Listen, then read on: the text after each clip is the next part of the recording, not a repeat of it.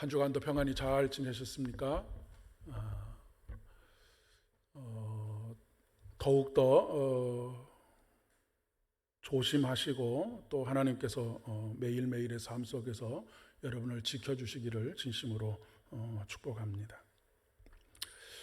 2014년도에 나온 인문학자인 정지우라고 하는 분이 쓰신 분노사회라고 하는 제목의 책이 있습니다. 2014년에 이런 책을 만들어냈다라고 하는 것은 그 이전에 5년 혹은 10년의 역사를 뒤돌아보면서 우리 사회가 그리고 우리 사회가 겪고 있는 여러 가지 갈등들, 그리고 그 갈등으로 인한 분노들, 이런 것들을 정리한 책이라고 그렇게 이야기할 수 있겠습니다.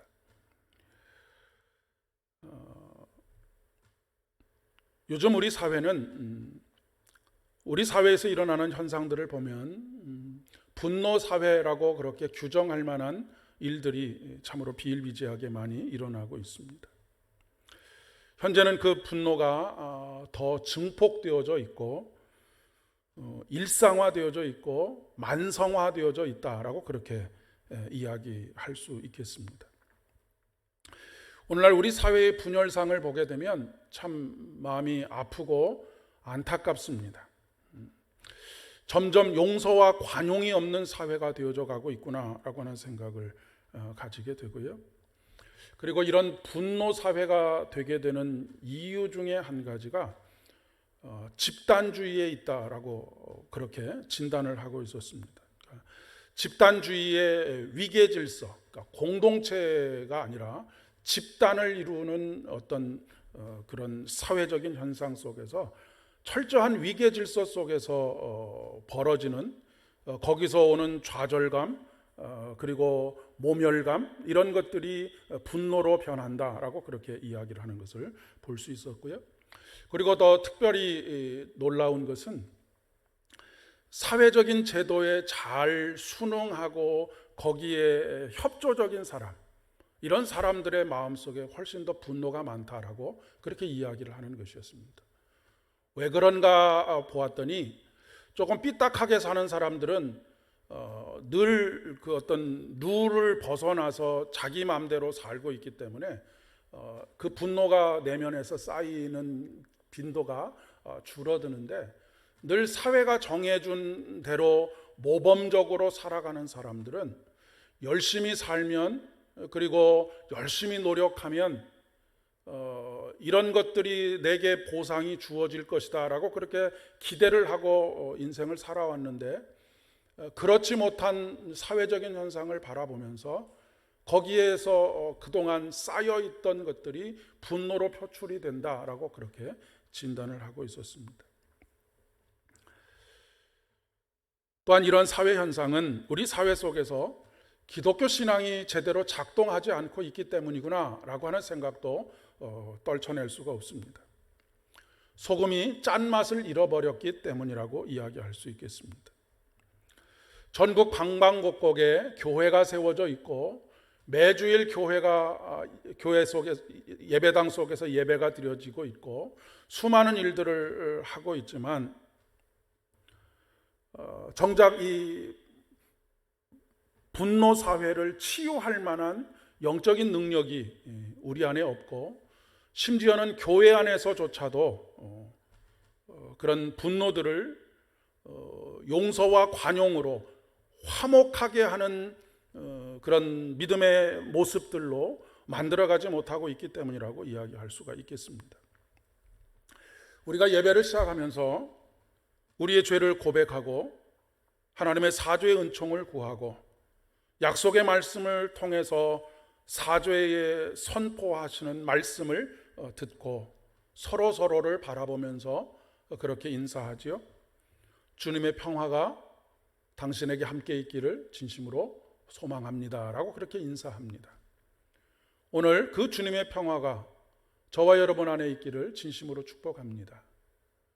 우리 안에 있는 분노와 우리 안에 있는 모든 관계의 틀어짐과 이런 것들이 예수 그리스도의 화목하게 하시는 예수 그리스도의 십자가의 사건으로 말미암아 가까운 관계뿐만 아니라 먼 관계 속에서도 그 놀라운 치유의 능력이, 회복하게 하시는 능력이 함께 하시기를 진심으로 축복합니다. 이렇듯 기독교 신앙은 화해의 복음입니다. 화해의 십자가, 화해는 십자가의 용서를 통해서 완성이 되었고, 하나님께서는 우리에게 화목하게 하는 직책을 맡기셨습니다. 그 직책을 맡아둔 우리들이 해야 할 일이 무엇일까요? 분노를 거두고 화해의 복음을 선포하는 것입니다.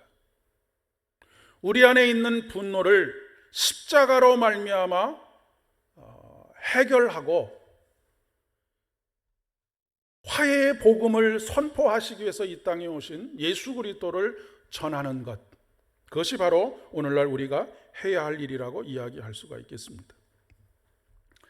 그러나 그런 당위성에도 불구하고 우리들이 이 화해의 삶을 살아가는 것, 화해의 복음을 선포하는 것은 참으로 어렵습니다.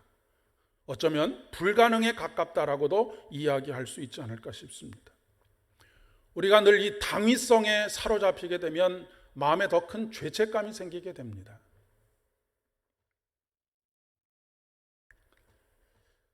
특별히 우리 개인의 자존심이나 이익에 관계된 일이라고 한다면 화해하는 것이 정말로 어렵습니다. 우리는 비교적 큰 일에는 굉장히 관대합니다. 자식이 잘못을 저질러도, 큰 잘못을 저지르면 어이가 없어서 그렇기도 하고 당황스럽기 때문이기도 하고 아니면 더 이상 그것을 통제할 수 없기 때문이기도 하지만 비교적 관대하게 그 일들을 처리하는데, 아주 사소한 일, 부부간의 싸움이 생기는 것도 그렇고 사람과 사람 사이의 관계에서 다툼이 생기는 것도 마찬가지로 사소한 일에서 그렇게 어려움을 겪는 것이죠. 우리 자신과 직접적으로 관계 있는 것, 그것은 아주 사소한 일이라고 해도 용서와 관용을 잃어버리는 경우들이 굉장히 많이 있습니다. 도스토옙스키의 까라마조프의 형제들이라고 하는 소설책에 이런 대사가 나옵니다. 나는 온 인류를 사랑한다. 그리고 사랑할 수 있다. 그들 모두를 나는 사랑한다. 그것은 전혀 어려운 일이 아니다. 그러나 나는 단 한 사람을 사랑할 수 없는 사람이 있다. 그가 나에게 한 잘못은 내가 아무리 용서하려고 해도 용서가 되지 않는다. 그것이 참 어려운 일이다 라고 하는 대사입니다. 교회 안에도 이런 일들이 비일비재하게 일어납니다. 오늘 복음서에 용서에 대한 예수님과 베드로의 대화가 기록이 되어져 있죠. 이 말은 지금 이 베드로와 예수님의 용서에 대한 이 말씀이 마태 공동체에 꼭 들려줘야 할 말씀이기 때문에 기록이 되어져 있는 것이죠. 복음서에는 예수님께서 하신 모든 말씀이 다 기록되어져 있는 것이 아닙니다. 예수님께서 하신 말씀들 가운데 그 공동체가 꼭 들어야 할 말씀들, 그런 말씀들을, 물론 사복음서가 다 공통적으로 다루고 있는 말씀들도 있지만 그 공동체가 들어야 할 말씀들을 취사 선택해서 복음서에 기록해 놓았다라고 하는 그런 이야기입니다. 그러니까 이 마태가 속해 있는 마태 공동체에 이 용서와 관용에 대한 예수님의 말씀을 하지 않으면 안 되는 그런 상황, 그 말씀을 듣지 않으면 해결되지 않는 공동체의 문제가 있었다라고 하는 것을 이야기해 주고 있는 것입니다. 그것도 아주 많이 있었던 모양입니다. 오늘날도 마음의 상처를 받고 교회를 떠나는 사람들도 굉장히 많이 있고, 교회는 나오지만 그 마음의 상처 때문에 마음의 문을 닫아 걸고 그렇게 신앙생활을 하시는 분들도 있습니다. 베드로가 예수님께 이렇게 묻지요. 주여, 형제가 내게 죄를 범하면 몇 번이나 용서해 주면 되겠습니까? 7번이면 되겠습니까? 라고 그렇게 묻고 있습니다. 아마 스스로는 굉장히 대견하게 생각했을 것입니다. 동서양을 막론하고 통상적으로 3-4번, 2번까지는 용서하고 3번째는 용서하지 못한다라고 하는 것이 통상적인 이야기입니다. 유대인들에게도 이런 통상적인 3번까지 똑같은 잘못을 범하면, 아니면 내게 마음에 상처를 주면 내가 다시는 네 얼굴을 보지 않겠다, 용서하지 않겠다, 복수하고 말겠다라고 하는 그런 생각을 가져도 된다라고 그렇게 사회적으로 용인하고 있었습니다. 그런데 베드로가 7번까지 용서하면 되겠습니까? 라고 이야기하는 것은, 나는 예수님의 수제자로서 잘 훈련받아서 제가 7번까지 용서했는데 예수님 참 저 잘한 것이죠, 저 칭찬해 주시면 참 좋겠습니다 라고 하는 그런 마음을 품고 예수님께 물었는지도 모르겠습니다. 그런데 예수님의 대답은 전혀 예상 외의 대답을 하고 계시죠. 7번뿐만 아니라 7번씩 70번이라도 용서하라 라고 말씀하십니다. 단순한 계산상으로는 490번을 용서하라 라고 하는 말씀인데, 손가락으로 490번을 세어가면서 용서하라는 말씀이 아니고 무한정으로 용서해라 라고 하는 그런 의미가 되겠습니다. 이것이 가능한 일일까요? 어떤 관계냐에 따라서 용서의 횟수가 늘어나거나 줄어들 수는 있을 것 같습니다. 우리가 부모 자식 간에는 3번이 아니라 7번이 아니라 더 많은 잘못을 해도 용서하는 경우들이 많이 있지요. 그러나 관계가 용서하지 않는다고 해서 얼굴 안 보면 되는 그런 관계들은 한두 번 해보고 용서하지 않는 그런 관계들도 물론 있을 것입니다. 근데 7번씩 70번까지라도 용서하라라고 하는 것은 사실 현실성이 전혀 없는 말씀입니다. 성경을 읽다 보면 전혀 현실성이 없는 말씀들을 예수님께서 하시는 경우들이 많이 있습니다. 그러면 예수님께서 현실을 몰라서 그렇게 말씀하시는 것이냐 라고 하면 그렇지 않다라고 하는 것이지요.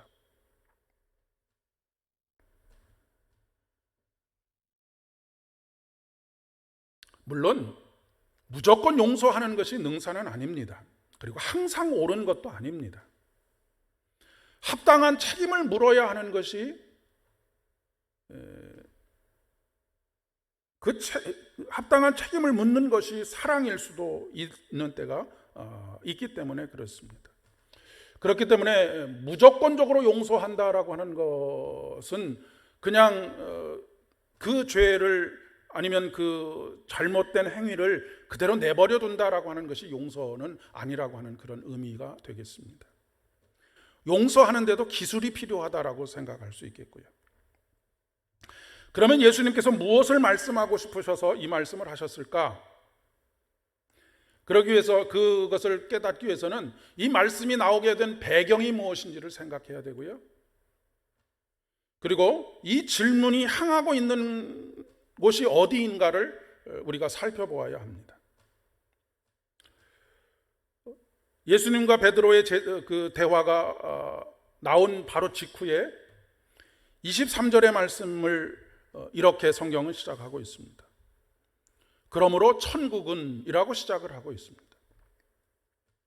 이 말씀은 천국, 즉 하나님의 나라에 대한 이야기로 지금 용서에 대한 말씀을 연결시켜 가고 있다라고 하는 그런 이야기입니다. 그러니 이 말씀을 이해하기 위해서는 하나님 나라의 관점으로 용서를 바라보아야 한다라고 하는 것입니다. 우리가 예수님을 믿고 예수님의 자녀들이 되고 예수님의 제자가 되었으니 너희들은 율법적으로 용서하는 삶을 살아라 라고 하는 것이 아니고, 하나님의 나라의 관점에서 이 용서를 바라볼 수 있어야 한다라고 하는 것입니다.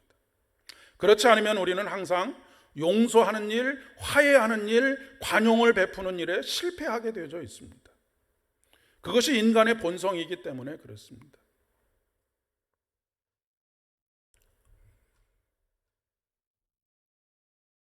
용서는 하나님의 나라를 경험하는 것이고요. 하나님의 나라를 사는 사람만이 용서할 수 있는 것입니다. 그러니까 과거에 우리가 가지고 있었던 예수를 믿고 천당을 간다라고 하는 것, 그런 이 사고의 구조 속에서는 용서와 화해와 관용의 삶을 살아간다는 것이 불가능하다라고 하는 것입니다. 왜냐하면 하나님의 나라는 죽은 이후에나 가는 나라이기 때문에 그렇죠. 그러니까 그 이야기는 용서와 화해와 관용이 일어나는 것은 죽은 이후에나 일어날 수 있는 것입니다. 근데 죽은 이후에 일어나는 것이 무슨 우리의 삶에 소용이 있겠습니까? 그래서 제가 늘 말씀드리는 것처럼 하나님의 나라가 임하는 것, 우리 안에 하나님의 나라가 이루어지는 것, 하나님의 나라를 경험하면서 살아가는 사람에게 비로소 나타나는 삶의 모습이 용서와 화해와 관용의 삶이라고 하는 것입니다.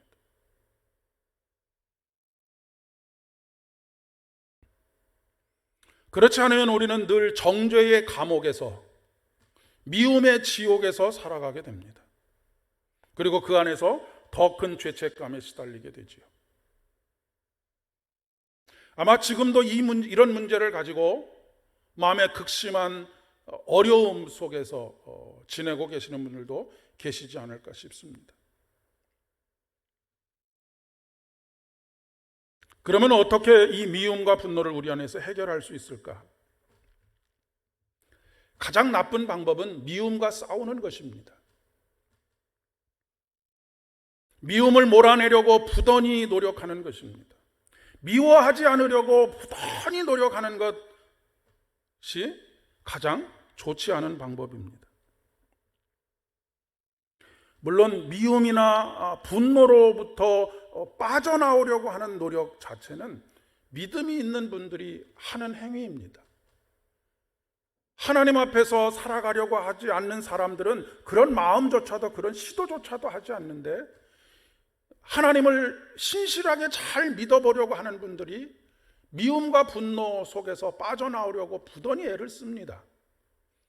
그러나 미움과 분노에서 빠져나오려고 하면 할수록 우리는 더 깊은 수렁에 빠져들게 되고요, 그 미움이 눈덩이처럼 불어나게 돼서 결국 내 영혼을 사로잡는 경우들이 굉장히 많이 있습니다.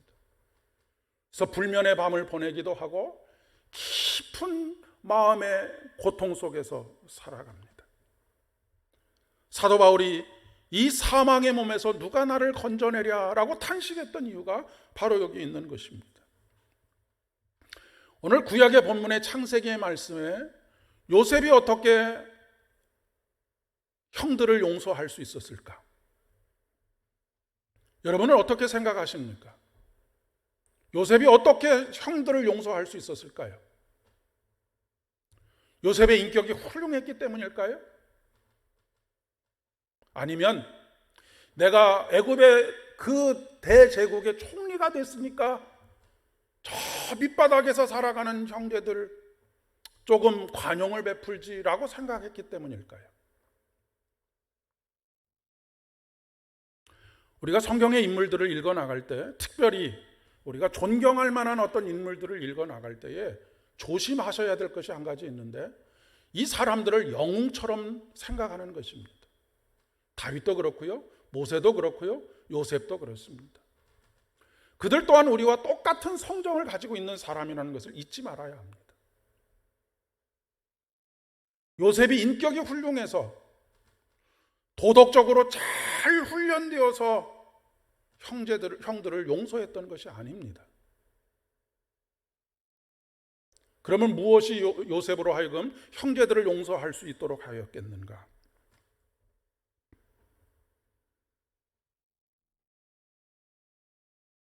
그것은 형들과 나누는 대화 속에서 그것을 알 수가 있습니다. 바로 하나님의 나라와 관련되어 있는 것입니다. 구약과 신약이 만나는 곳이 바로 여기입니다. 용서와 화해의 삶은 미움 감정이나 분노의 감정과 싸우는 것이 아니고 하나님의 나라를 받아들이는 것. 늘 비유로 말씀드리는 것처럼 어둠이 물러나기 위해서는 빛이 와야 어둠이 물러납니다. 어둠을 물리치려고 아무리 애를 써도 어둠은 물러가지 않습니다. 우리가 이 세상 속에서도 마찬가지입니다.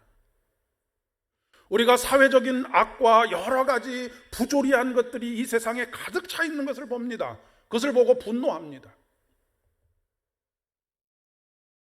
그리고 그것을 없애기 위해서 싸우다가 괴물이 되기도 합니다.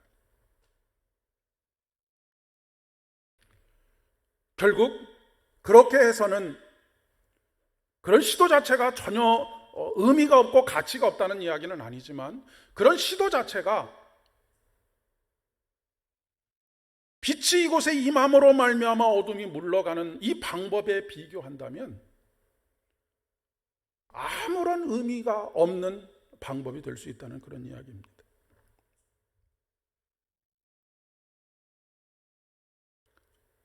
우리가 십자가의 예수님을 믿고 구원을 받는다라고 하는 것은 하나님의 나라가 우리 안에 임하는 것이고 이루어지는 것입니다. 하나님 나라의 핵심이 무엇입니까? 내가 가지고 있다라고 생각하는 것, 내가 당연히 행사할 수 있다라고 생각하는 그 모든 권한까지를 하나님께 드리는 것입니다. 오늘 로마서의 말씀의 주된 핵심이 무엇입니까? 주님의 것입니다. 처음부터 끝까지 주님의 것, 주를 위하여. 요셉이 이렇게 대답하지요. 두려워하지 마소서, 내가 하나님을 대신하리이까.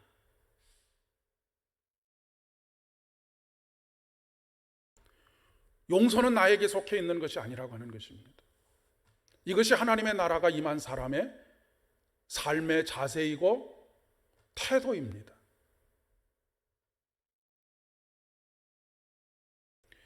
용서는 하나님께 속해 있는 것입니다. 내가 이 사람은 용서할 수 있어, 용서할 수 없어를 판단하는 것 자체가 하나님을 대신하는 것이라고 하는 것입니다.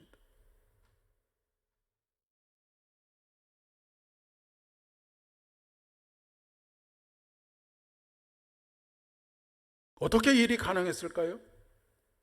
그의 마음속에 하나님의 나라가 임하고 하나님의 나라의 주인이 하나님이신 것을 인정하고 요셉 자신이 하나님의 소유인 것을 인정했기 때문입니다. 우리가 아직 용서와 화해와 관용의 삶을 살지 못하는 이유는 여전히 내가 내 삶의 주인이기 때문입니다.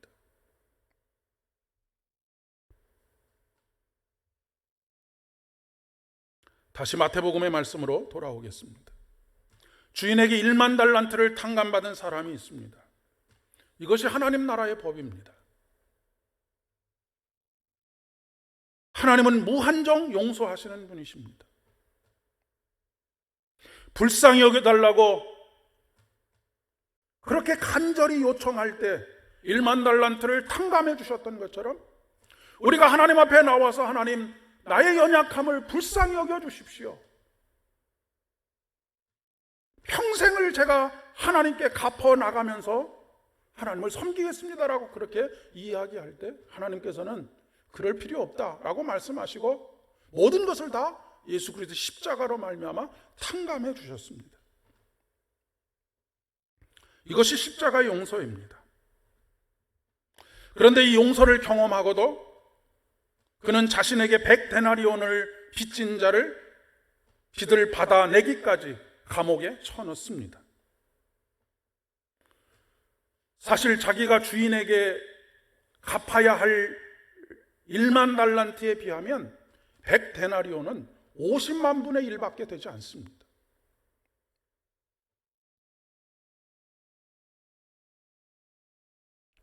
우리는 이 사람에게 비난을 쏟아부을 수 있습니다.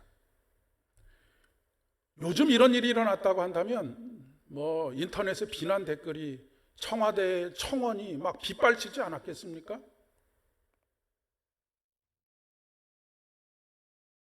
그런데 그 은혜를 망각하고 살아가는 사람이 바로 저와 여러분이라고 하는 사실입니다. 우리는 존귀하신 예수 그리스도의 생명을 값없이 받아서 우리의 죄를 탕감받은 사람들입니다. 그런데 아주 작고 사소한 잘못과 허물들을 용서하지 않습니다. 끝까지 잘못했다라고 하는 말을 들을 때까지 용서하지 않고 내 감정이 풀릴 때까지 용서하지 않습니다.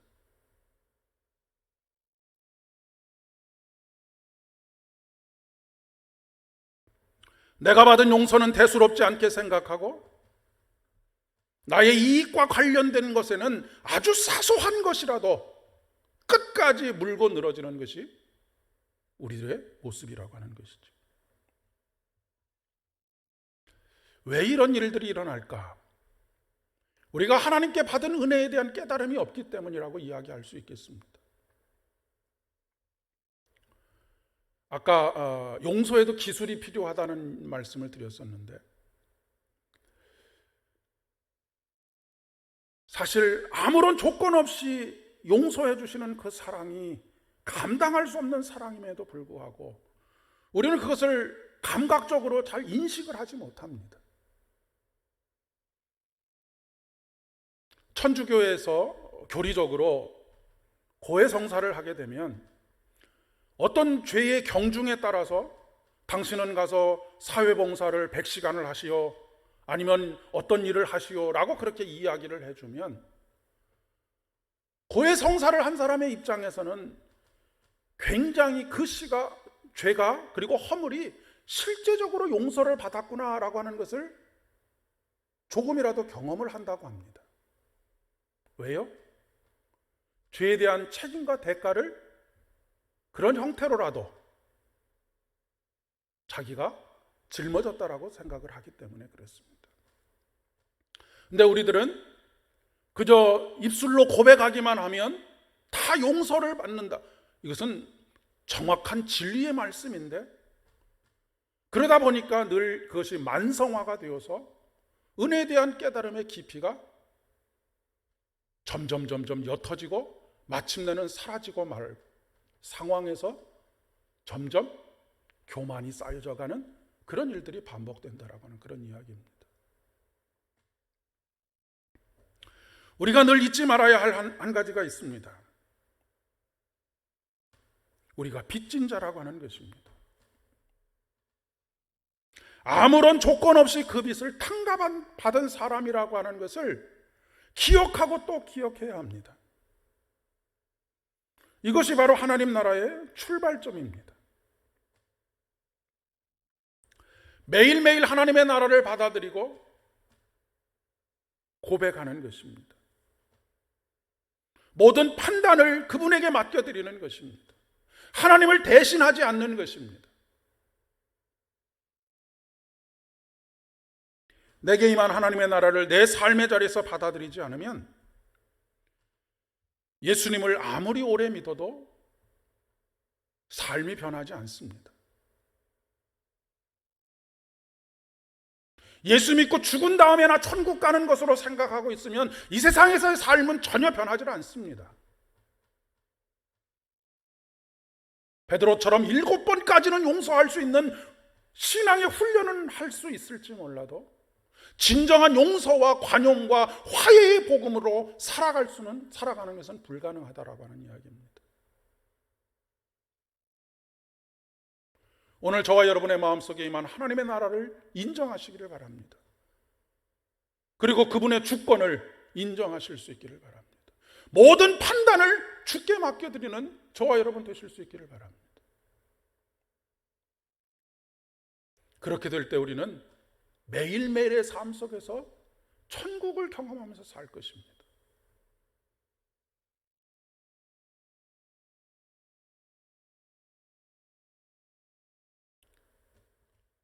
자신은 하나님께 사랑을 받고 십자가의 용서를 받았다라고 하지만 여지없이 타인을 향해서 분노와 저주를 내뱉는 것은 있을 수가 없는 일입니다. 그것은 거짓말하는 것입니다. 사랑은 허다한 죄를 덮는다라고 베드로 사도가 이야기하고 있지 않습니까? 용서의 영성보다 더 깊은 영성이 있을까 싶은 생각을 합니다. 그 용서의 영성은 내가 누구인지를 아는 것에부터 시작합니다. 값없이, 조건 없이 모든 나의 죄를 탕감받은 사람으로서의 나. 이번 한 주간도 잊지 마시면서 살아가실 수 있기를 바랍니다. 내가 1만 달란트 탕감받은 종이라고 하는 사실을. 그래서 매일매일 저와 여러분의 삶이 천국 되게 되어지기를 진심으로 축복합니다. 기도하겠습니다. 하나님 아버지,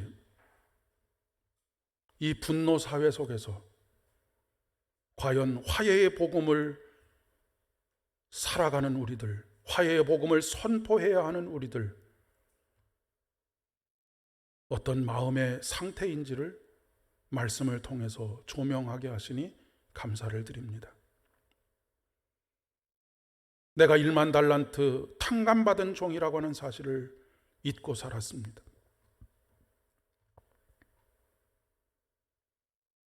그래서 늘 사소한 잘못에도 사소한 실수에도 미워하고 분노하고 그렇게 살아왔음을 고백합니다. 다시 하나님의 은혜를 간구합니다. 하나님의 은혜의 깊이를 깨닫게 하여 주시옵소서. 내가 값없이 탕감받은 사람인 것을 깨닫게 하여 주시고, 그러니 모든 것이 하나부터 10까지 하나님의 은혜의 결과인 것을 고백하며, 나는 주님의 것이며 모든 판단은 주님의 손에 달려 있음을 인정하고 고백하며 그렇게 살아가는 매일매일의 삶이 천국 될 수 있도록 도와주시옵소서. 예수님의 이름으로 기도드립니다.